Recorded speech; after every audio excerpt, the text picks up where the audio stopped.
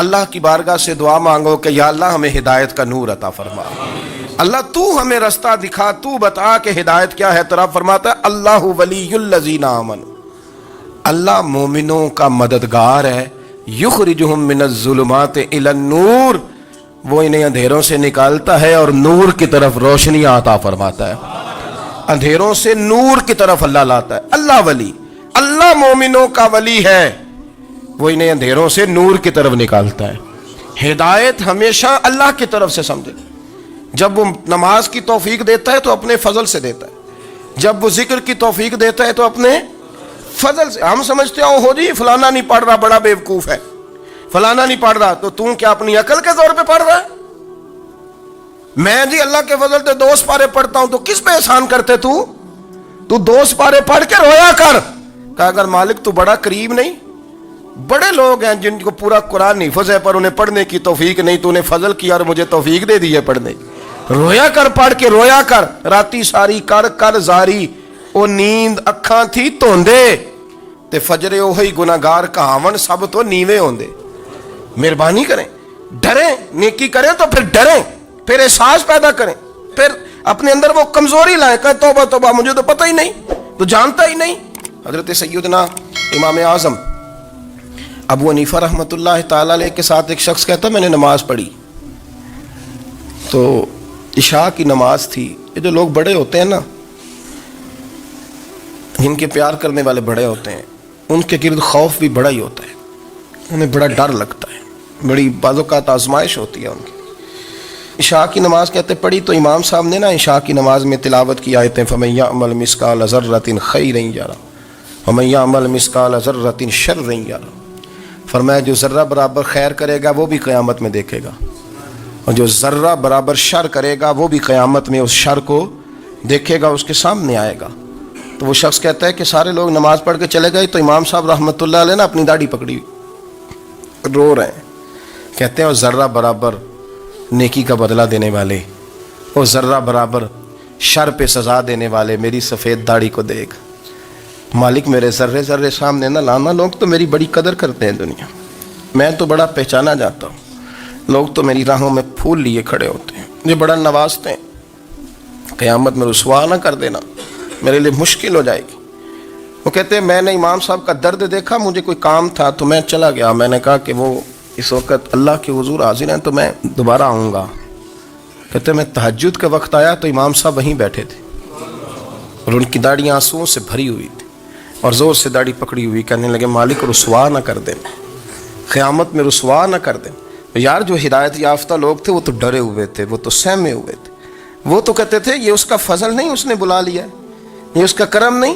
حضرت باعزید بستامی کسی کافر کو دیکھتے تو رو پڑتے، کہتے مالک تو کتنا قریب ہے، یہ بے ایمان رہ گیا، تو نے اپنے فضل سے مجھے اپنے نبی کا غلام بنا لیا، وہ رو پڑتے۔ یہاں تو لوگوں کا دعویٰ ہی بڑا ہے، نمازی اللہ خیر فرمائے وہ تو دوسروں کو گھورتا ہے، وہ کہتا ہے جنت کا میں مالک ہوں، کنجیاں میرے پاس ہیں، میں کسی اور کو گھسنے نہیں دوں گا، اور اگر 2-3 حج کر لے تو پھر تو وہ کہتا ہے کہ اب میرے سے پوچھ کے لوگ جنت میں جائیں گے معاذ اللہ، اور اگر وہ 2 4 5 7 دفعہ کوئی نفل پڑھ لے تو پھر وہ کہتا ہے چھوڑیں جی سارے لوگ بے عمل ہیں، میں اکیلا نیک ہوں۔ نہ ایسا کریں، اپنی توجہ اپنے رب پہ رکھیں، اپنی توجہ اپنے معین الملت والدین، عطائے رسول، ہند الولی، غریب نواز، خواجہ معین الدین چشتی، حضرت خواجہ اجمیر، شاہ اجمیر، شاہ اجمیر، والی ہندوستان، آخری عمر میں نا سارا دن روتے گزر جاتا، ساری رات روتے گزر جاتے، ذرا سی کوئی بات کرتا تو رو پڑتے، آنکھیں آنسوؤں سے بھری رہتی۔ وہ کئی دفعہ اپنے بھی پریشان ہو جاتے ہیں نا کہ یار تو ایک بات کی جان ہی نہیں چھوڑ رہا، تو خواجہ قطب الدین صاحب بختیار کاکی سے لوگوں نے کہا کہ آپ مرشد سے بات کریں، اتنا بھی تو نہیں نہ رونا چاہیے، ہر وقت اس کے آنسو کی کریے، عاشق دا کام ہی رونا تونا، تبھی نہ رویو نہیں منظوری، یہ عاشق سدا ہی روندا رہندا ہے، پاویں وصل ہوئے تے پاویں دوری، ہر وقت رونے کا کیا مطلب ہے؟ تو خواجہ قطب صاحب کہتے ہیں میں قریب گیا تو میں نے پیر دبائے، میں نے کہا سونیا لوگ تو کچھ بھی نہیں کرتے، تو نے تو کمال کر دیا، 90 لاکھ آدمی مسلمان کر دیا، دنیا کچھ نہیں کرتی، تو نے 50 سال ساری رات مسلح پہ بیٹھ کے رب راضی کیا، تو شہزادہ تھا، حضور کی اولاد تھا، لیکن معین الدین तेरा एक प्लाट भी नहीं, तूने तालिब इल्म पाले, उन्हें गरीबों को दिया, उन्हें नवाजा, कोई शय नहीं तेरे पास, हर चीज़ तूने, सारी रात रोते हो, सारा दिन रोते हो। तो ख्वाजा कुतुबुद्दीन साहब कहते हैं मैंने जब अर्ज़ किया तो ख्वाजा साहब मुझे गले लगा लिया, चीख मार के रोए, कहने लगे कुतुबुद्दीन पुत्र दाढ़ी सफ़ेद हो गई, जाने का वक्त आ गया, जो तूने नेकियां गिनवाई हैं वो हैं सही मेरे पास, पर यार की बारगाह में पेश करने के काबिल एक भी नहीं, एक भी नहीं। तो बारगाह तो देख कितनी बड़ी है, रसूल करीम की बारगाह में पेश करने के काबिल इनमें से एक भी नहीं। तो आस्ताना देख कितना बड़ा है, क्या पेश करूँगा, क्या अर्ज़ करूँगा हुजूर की बारगाह में, किस तरह। वो यार जो बड़े थे वो तो डरे हुए थे, सहमे हुए थे, वो तो बड़ी आजमाइश में थे, लेकिन मेरा और आपका रटा 2 नमाजें पढ़ के 6 नमाजों का दावा करना और लंबी चौड़ी कहानियाँ बनाना और अपने मुंह से अपनी तारीफ़ें करना, इससे थोड़ा बाहर आएँ। रिस्क भी मेरा अल्लाह ही देता है, इल्म भी अल्लाह देता है, रिस्क भी। बड़े बड़े फ़कीरों को मालदार होते देखा, बड़े बड़े मालदारों को फ़कीर होते देखा, बड़े बड़े। मेरे एक बड़ा सखी किस्म का सज्जन है, बड़ा प्यारा है, मैं उसे सखी मानता हूँ। मैंने अपनी परेशानियों के दिनों में भी उस शख्स को सखी देखा। एक दिन रात को मुझे टेलीफोन करके कहने लगा किधर हो, मैंने कहा मैं घर हूँ। नहीं अक्सर सफ़र में होते हो ना। और मैंने कहा तबीयत कैसी है, ठीक है, बस हाल चाल पूछना था। मैंने समझा, ये मैंने कहा यार ये कोई मसला है, वरना रात के 2 बजे कोई हाल पूछने को फ़ोन तो नहीं ना करता, कोई मतलब ऐसा तो मसला नहीं ना। तो मैंने बैक कॉल की, मैंने कहा यार मेरी बात सुन, मसला क्या। कहने कुछ नहीं दिल कर रहा था। मैं कहा मेरी गल सुन, रहे असी 4-5 साल कट्ठे, मैं तेन जानना, असल बात कर। कहने लगा मकान भी बड़ा है, सारा कुछ ठीक है, पर वो बड़ा ही बेनियाज है, कुछ हालात इस किस्म के आ गए हैं कि लोगों को बताऊं भी तो लोग मानने को तैयार नहीं, ज़्यादा नहीं, मुझे ना थोड़े से पैसों की ज़रूरत है, कोई 15-20 हज़ार अगर मिल जाएं, मेरी ज़रूरत। आप यकीन करें मैं रोता रहा सारी रात। मैंने कहा मेहरबाना तेरा किस तरह करांगे, इससे लेके ज़माना इस्तेमाल करता था, पर बेपरवाही वेख ना सज्जड़ दी, जिथे किसे दी पेश ना जावे, उन्हें ताजा वाले दर दर रोले ते मंगते तख्त बिठावे। सजना किसे नू कारा मिल दई, कोई काबे खाली आवे, वल्लाहु खैरुर राज़िकीन। वो कहते तू दाएं बाएं ना जा, रिस्क तो तुझे मैं दूंगा, मैं हूँ बेहतर रिस्क देने वाला। बड़े बड़े बादशाह, बड़े बड़े शहनशाह, बड़े बड़े लोग, हाथों में कासे, फ़कीरियाँ। उम्मे रबिया क्या करती थी, बड़ी नेक और साले खातून थी। वो कहती हैं कि मैं ना बड़े अमीर आदमी की बीवी थी, अपने शौहर के साथ छत पे बैठी थी तो नीचे फ़कीर मांगने वाला आया, उसने बड़े दर्द से सदा की, तो मैंने अपने शौहर से कहा कुछ देने का, दफ़ा कर, इन लोगों ने धंधा बनाया हुआ है। कहती मैं मेके से भी बड़ा माल लेके आई थी, मेरे माँ बाप बड़े अमीर थे, तो मैंने ना चोरी अपने खामद से नज़र बचा के बाथरूम जाने के बहाने गई और नीचे जाके 5 दिनार मैंने उस फ़कीर की हथेली पे रखे। कहते उसने 5 दिनार देखे, फिर मेरी तरफ देखा तो मैंने उसकी आंखों में आंसू चमकते देखे। कहने लगे बीबी रब तेरा भला करे, मैं 3 दिनों का भूखा हूँ। कि वो चला गया, मैं घर आ गई, जब बाहर आई तो मेरा शौहर कहने लगा तू इतनी अब इतनी तू तेज़ हो गई है और तू इतनी खुद मुख्तार हो गया, मेरे बगैर पूछे माल खर्च करेगी, जा तुझे 3 तलाक़ें। कहती मैं बालदार और वज़ादार बाप की बेटी थी, तलाक लेके घर आई तो मेरा बाप टूट गया, चारपाई पे चला गया। ओहो ये क्या बन गया। कितनी बड़ी तकलीफ़ रही। 1-2 साल के बाद मेरे अब्बा ने मेरी शादी कर दी। अब जिस शौहर के पास गई वो बड़ा नेक था, परहेजगार था, अल्लाह ने बेहतरीन सिला दिया। कितनी छत पे बैठी थी, दरवाजे पे फ़कीर आया तो मैंने शौहर से कहा कुछ दे दूँ। कहने लगा 5 ना देना, 15 देना, 20 देना, मैं फ़कीर हूँ, मैंने फ़क्र से दौलत देखी है, इसे खाली ना लौटाना। कहती है कि मैं नीचे गई और जब मैंने उसकी तरफ दिनार बढ़ाए तो मेरी चीख निकली, पैसे फेंक के मैं बेहोश होकर गिरी। मेरा शौहर ने आके उठाया, अंदर ले गया, पानी मुंह पे छिड़का। कहने लगा तुझे क्या हुआ। कहने लगी ये जो मांगने आया ये मेरा पहला शौहर था, वही था जो कहता था कि तू 5 दिनार दे आई है, जा तुझे 3 तलाक़ें। पढ़ो ना हदीस पाक, मेरे नबी पाक अलैहिस्सलाम ने फरमाया एक बंदा गंजा था। गंजा कोई तरतीब आगे पीछे हो जाए तो मफ़हूम के लिहाज से, लेकिन मैं मफ़हूम उसका वाज़े करता हूँ। एक गंजा था, कोई शय नहीं थी, सर पे बाल भी नहीं थे, रोया करता था। اللہ تعالیٰ نے فرشتے کو بھیجا, تجھے کیا چاہیے؟ تو کہنے لگا بال آ جائیں اور تھوڑا مال آ جائے. فرشتے نے ہاتھ پھیرا تو بال بھی آ گئے, تو بکریاں بھی آ گئیں, لائنیں لگ گئیں, مال ہی مال ہو گئے. دوسرے کے پاس گیا, وہ کوڑا تھا.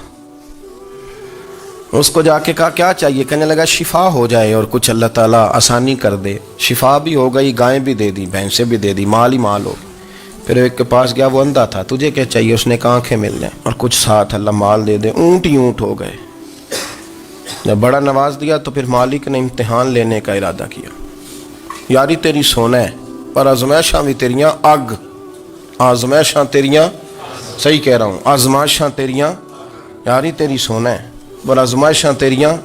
یہ سونا پرکھیا جامدائی پہلو نال لگاں دے لگ. اللہ نے فرمایا آزمائش کرو. سب سے پہلے گنجے کے پاس آئے, اسے کہا اللہ کے رستے میں کچھ دیکھنے لگا, میرے خرچے ہی بڑے. دیکھو تو صحیح کتنی مشکل میں وقت گزارتا ہوں, حال ہی کوئی نہیں. تو اس نے کہا میں نے تو سنا ہے تو گنجا اور بھوکا ننگا تھا. کہنے لگا میں تو جدی پشتی رئیس اعظم ہوں, تو یہ کس پاگل نے کہا ہے بھاگ جا. اس نے کہا اچھا جیسے تو تھا ویسے ہی ہو جائے. کھیت کھلیان اجڑ گئے, پھر سے گنجا ہو گیا. حضور علیہ السلام فرمانے لگے. پھر وہ اس کے پاس گیا جو کوڑا تھا, اسے کہا کچھ دے. کہنے لگا خرچے ہی بڑے. اب پوچھ لیں کسی امیر آدمی سے, کہے گا چکی کے نیچے ہاتھ ہے میرا, میرے سے زیادہ تو پریشان بندہ ہی کوئی نہیں. کیا بتاؤں آپ کو, اتنا ٹیکس ہے, اتنا جرمانہ ہے, فلانی شے, بڑا کچھ گنواتے ہیں لوگ. اس نے کہا میں نے تو سنا تو پہلے کوڑا تھا. اس نے کہا اچھا دوڑ جا, میں تو رئیس اعظم ہوں, دادا بھی پردادا بھی اور ساری نسل ہی. اس نے کہا اچھا جیسے تو تھا ویسے ہی ہو جائے. پھر وہ گیا اندھے کے پاس اور جا کے کہا اللہ کے نام پہ کچھ دے. تو کہنے لگا رب کے نام پہ؟ یہ کھڑے ہیں اونٹ, جتنے تیرے دل کرے لے دا. اس نے کہا کیا معنی اس بات کا؟ کہنے لگا یار تجھے کیا بتاؤں, میں تو اندھا تھا, میں نے تو کبھی دنیا دیکھی نہیں تھی. پھر اس کریم نے فضل کیا تو مجھے بڑا کچھ دکھایا. میں کیا بتاؤں, میرا دل کر رہا ہے کہہ دوں کہ پھر اس نے کعبہ دکھایا, پھر اس نے روضہ رسول دکھایا, پھر اس نے ریاض الجنہ کے سجدے دکھائے, پھر اس نے اپنے محبوب کے دروازے کی رونقیں دکھائیں. اس نے بڑا کچھ دیا, اس نے بڑا نوازا. میرے پاس تو شاید میں بدکار پرانا خادم, کسے در ملی نہ ٹوئی. واصف یار نے نظر جو کی تھی, پھر واصف ہی ہوئی. یہ تو اس کا کرم ہوا. تو یہ وہ کہنے لگا تو اللہ کے نام پہ جان مانگ, میں وہ بھی دینے کو تیار. میرے پاس تو شے کوئی نہیں تھی, مجھے تو اپنا پتہ ہے, میں تو کوئی شے نہیں تھا, کچھ نہیں تھا میرے پاس. یہ تو ان کا کرم ہے کہ رخ ان کا ادھر ہے, اور مختصر سی میری کہانی ہے, یہ جو بھی ہے ان کی مہربانی ہے.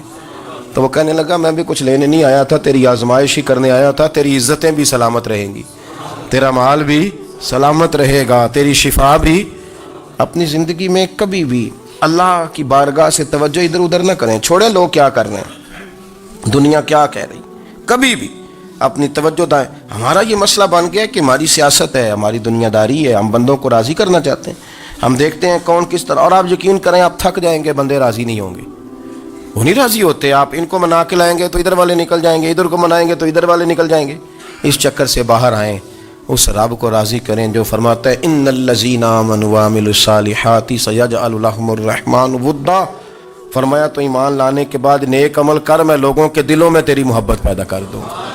رحمان لوگوں کے دلوں میں محبت ڈال دے گا, اللہ لوگوں کے دلوں میں. اپنی نظر ہمیشہ اپنے رب پہ رکھیں. اتنی لمبی چوڑی دنیا داروں سے امیدیں نہ وابستہ کریں. میں نے دیکھا ہے لوگ کا سلیسی کرتے ہیں, کبھی اس کے دروازے پہ کبھی اس کے دروازے پہ. ان چکروں سے باہر آئیں اور اپنے رب کی بارگاہ کی طرف توجہ کریں. استغفار شوق سے پڑھا کریں, اور اکیلے میں نہ, اکیلے میں. حضرت رئیس المتکلمین مولانا نقی علی خان صاحب رحمۃ اللہ نے لکھا ہے کہ فرعون 500 سال حکومت کر گیا. یہاں تو 5 سال کی حکومت کی پیر لڑکھڑاتے ہیں, 500 سال. فرماتے اصل وجہ یہ تھی کہ دنیا جب سو جاتی تھی نا تو اوپر چادر لے کے تو مصلے پہ بیٹھ جاتا تھا اور ہاتھ باندھ کے کہتا تھا رب تو ہی ہے, میرا پردہ نہ کھولنا, مالک تو ہی ہے, کرم نوازی کرنا, میری پکڑ نہ کرنا. وہ بے ایمان ہو کے اگر 500 سال ہاتھ باندھے تو گزارا کر لیتا ہے, تو ایماندار ہے. پر مسئلہ یہ ہے کہ تو رات کو بکل مار کے ہاتھ نہیں نہ باندھتا, تو منت نہیں کرتا, تو استغفار نہیں کرتا. توبہ کریں تو بچے رہیں. وہ اتنی لمبی حکومت کر گیا چونکہ رات کو کہتا تھا مالک رب تو ہی ہے, لیکن مہربانی فرما, میری پکڑ نہ فرما, تو اللہ نے تو اس کو مہلت دے دی. جب یہ نظریہ بن گیا، جب یہ ذہن بن گیا کہ پیدا اللہ نے کیا ہے، دینا اللہ نے ہے، عطا کرنے والا اللہ ہے، نوازنے والا اللہ، تو پھر ساری توجہ دنیا داروں کی طرف رکھنا، میں اللہ والوں کی طرف توجہ رکھنے کا قائل ہوں، میں وہ سمجھتا ہوں، ہم اس چیز کے قائل ہیں، لیکن وہ بھی کوئی آستانہ ہے کہ جہاں حق مرشد کا نعرہ تو بڑا لگے پر رب کا نام ہی نہ سننے کو ملے؟ یہ بھی کوئی بات ہوئی کہ جہاں یہ تو نعرہ زور سے لگے کہ جیوے جیوے مرشد جیوے، لیکن استغفار کا درس ہی نہ ملے؟ جہاں ہر وقت یہ بتایا جائے کہ یہاں آ گئے تو بچ گئے، کیسے بچیں گے؟ میرے رسول پاک علیہ السلام کا دروازہ سب سے بڑا دروازہ ہے، حضور کا دروازہ سب سے بڑا دروازہ ہے، لیکن میرے دوستو یاد رکھنا، نبی پاک علیہ السلام نے بھی لوگوں کو جب رستہ دکھایا ہے تو رب کریم کا رستہ دکھایا ہے، اللہ کا رستہ دکھایا، اللہ کریم کا رستہ دکھایا، لوگوں کو رب کی طرف توجہ کرائی۔ میرے رسول کریم سید عالم صلی اللہ تعالی علیہ وسلم نے لوگوں کی اللہ کی جانب توجہ کرائی اور لوگوں سے یہ کہا کہ وہ اپنے رب کریم کی جانب اپنا ذہن رکھیں، اپنی توجہ اپنے اللہ کی جانب مبذول کریں۔ میری بات کو اچھے طریقے سے سمجھیے گا، علم اللہ تبارک و تعالی عطا کرتا ہے تو اسے اللہ کی عطا ہی سمجھنا چاہیے۔ کچھ لوگوں کے پاس علم ہوتا ہے پر علم نافع نہیں ہوتا، وہ ٹامک ٹونیاں مارتے رہتے ہیں ساری زندگی۔ علم کو اللہ کی عطا سمجھیں، اپنی عقل پر اپنے شعور پر زیادہ بھروسہ نہ سمجھیں، نظر اللہ پہ رکھیں۔ حضرت مولا علی شیر خدا کرم اللہ تعالی وجہہ الکریم سے کسی نے پوچھا تھا بڑا عالم کون ہوتا ہے؟ ہمارے ہاں تو اب وہ والے عالم پائے جاتے ہیں نا، اللہ ماشاءاللہ، جو ممبر پہ بیٹھتے ہیں تو دعوے ہی دعوے، ممبر پہ بیٹھتے ہیں تو دعوے ہی دعوے، اس طرح کے عالم ہمارے ہاں پائے جاتے ہیں، وہ ہر بات میں دعویٰ کرتے ہیں، میں یہ کر دوں گا، میں وہ کر دوں گا۔ یہ مزاج علماء کا نہیں۔ حضرت علی المرتضیٰ سے کسی نے پوچھا بڑا عالم کون ہوتا ہے؟ فرمایا بڑا عالم وہ ہوتا ہے کہ جسے مسئلے کا پتہ نہ ہو تو وہ کہہ دے مجھے نہیں پتہ، میں پتہ کر کے بتاؤں گا، غلط بات بیان نہ کرے۔ امام مالک سے کسی نے کوئی مسئلہ پوچھا تو آپ فرمانے لگے مجھے اس سوال کا جواب نہیں آتا، ہمارے بزرگ سمجھاتے کیا ہیں؟ وہ کہنے لگا آپ اتنے بڑے امام ہیں تو اس سوال کا جواب نہیں آتا؟ آپ فرمانے لگے اگر مجھے ہر سوال کا جواب آتا پھر تو میں خدا ہوتا، مجھے ہر سوال کا جواب نہیں آتا، مجھے تو اتنا آتا ہے جتنا میرے رب نے مجھے عطا کر دیا ہے۔ اپنی نظر اللہ پہ رکھیں، نکل آئیں اس معمے سے باہر کہ میں کوئی بلا ہوں، مجھے بڑا پتہ ہے، میرے پاس 6 ڈگریاں ہیں، مجھے 10 جگہ پہ تدریس کا شغف حاصل ہے، اس سے نکلیں باہر۔ قرآن مجید دیکھیے گا، اللہ تعالیٰ نے ارادہ قدرت فرمایا کہ میں حضرت آدم کو بناؤں گا، پھر بنانے کے بعد فرمایا فرشتوں سجدہ کرو آدم کو، سب نے سجدہ کیا الا ابلیس ابا واستکبر وکان من الکافرین، سب نے سجدہ کیا سوائے ابلیس کے، اس نے انکار بھی کیا، تکبر بھی کیا اور کافروں میں سے ہو گیا۔ تو یہ جب اللہ تعالیٰ نے سجدہ کرایا تو کیسے کرایا؟ اللہ تبارک و تعالیٰ نے نا حضرت آدم کو علم سکھایا خود، وعلم آدم الاسماء کلہا، خود اللہ فرماتے ہیں کہ میں نے جناب آدم علیہ السلام کو تمام اشیاء کے نام سکھائے، سب اشیاء کے نام سکھائے۔ تو وہ چیزیں پھر میں نے نا، اللہ فرماتے ہیں میں نے فرشتوں پہ پیش کی، میں نے کہا کہ بتاؤ ان کے نام کیا ہے، تو فرشتوں نے جو جواب دیا وہ سمجھنے والا ہے۔ اللہ نے چونکہ خود علم سکھایا تھا حضرت آدم کو، جناب آدم سکھایا تھا لیکن فرشتوں کو نہیں سکھایا تھا، تو اللہ کریم نے فرمایا فرشتوں اب یہ بتاؤ ان چیزوں کے نام کیا ہیں؟ تو فرشتے کیا کہتے ہیں؟ فرشتے عرض کرتے ہیں قالوا سبحانک لا علم لنا۔ آپ کبھی یقین کریں اس چیز کی لذت لیں تو مزہ آ جائے۔ کہا قالوا سبحانک، کہنے لگے تو پاک ہے، قالوا سبحانک، کہنے لگے تو، بھئی آدم علیہ السلام کو نام سکھا لیے، پھر فرشتوں کے سامنے وہ چیزیں پیش کر کے کہا ان چیزوں کے نام بتاؤ، تو فرشتے کیا کہتے ہیں؟ کہتے ہیں قالوا سبحانک، تو پاک ہے، لا علم لنا، ہمارے پاس کوئی علم نہیں، الا ما علمتنا، ہمیں تو اتنا پتہ ہے جتنا تو نے ہمیں سکھا دیا ہے، ہمیں تو اتنا پتہ ہے جتنا تو نے ہمیں، لا علم لنا، ہمارے پاس کوئی علم نہیں ہے، اتنا ہی پتہ ہے جتنا تو نے ہمیں سکھا دیا ہے، اس سے زیادہ ہمارے پاس علم، اور یہ کیوں تو نے ہمیں جتنا سکھایا اتنا پتہ ہے۔ فرشتے یہ نہیں کہتے یا اللہ تو زیادہ سکھا، آدم کو دیا تو ہمیں بھی دے، یہ نہیں فرمایا، فرمایا انکا انت العلیم الحکیم، اے اللہ تو علم والا بھی ہے اور حکمت والا بھی ہے، تجھے پتہ ہے کس کو کتنا دینا ہے، जितना तूने मुनासिब समझा जनाब आदम को दिया, और जितना तूने बेहतर समझा वो तूने हमें अता फरमाया। तो अगर आपके पास इल्म है, कहीं नॉलेज है, तो उसको अल्लाह की अता समझें। हमारे यहाँ बहुत सारे लोग बन के बैठ जाते हैं। मैं अक्सर कहता हूँ कि फिर वो दावे करते हैं मेरे इलाके वाले जाहिल हैं, मेरे शहर वाले जाहिल हैं, मेरे ख़ानदान वाले पढ़े नहीं। ये आपका दावा है, ये आपको ख़राब कर देगा। हमने बहुत सारे ऐसे लोग देखे जो बहुत बड़े आलिम थे, लेकिन अल्लाह जब लेने पे आया तो अक्ल ही ले गया, शऊर ही चला गया, हाफिज़े ख़त्म हो गए। आप देखते हैं बुढ़ापे में कुछ लोग ऐसे होते हैं कि जिनको ये भी याद नहीं रहता कि मेरा नाम क्या है, मैं कहाँ हूँ, मुझे किधर जाना है। तो उस वक्त से अल्लाह की पनाह मांगें और अपनी नज़र अपने रब करीम की जानिब रखें, अल्लाह की जानिब अपनी नज़र को मबजूल रखें। दूसरी बात, इल्म के बाद एक चीज़ आती है जिसका नाम है हिदायत, जिसका नाम है तकवा, जिसका नाम है परहेजगारी, जिसका नाम है अमल, इबादत, रियाजत।